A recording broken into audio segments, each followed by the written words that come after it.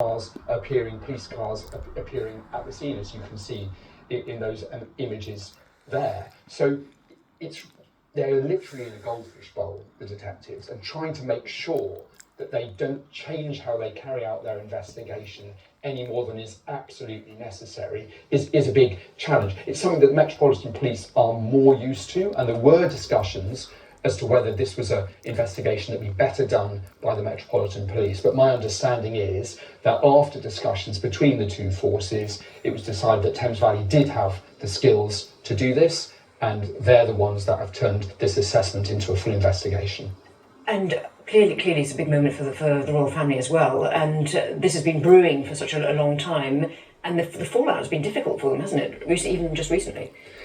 Yeah, I mean, it's really incredibly difficult time for the royal family, because we've had this unprecedented situation since the release of the latest tranche of the Epstein files, of both King Charles and the Prince of Wales, Prince William, being publicly questioned when they're out on kind of public walkabouts about Andrew Mountbatten-Windsor, the King's brother, and in the case of Prince William, his uncle. And that's obviously incredibly difficult, forcing the palace to say that they would support Thames Valley Police in any investigation.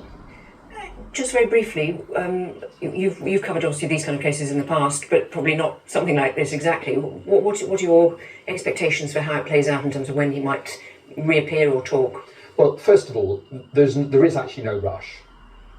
You don't have to rush to making a decision with the Crown Prosecution Service about whether there's enough evidence to charge. So it doesn't necessarily mean that this thing is going to escalate to a decision on whether or not to make a charge or not.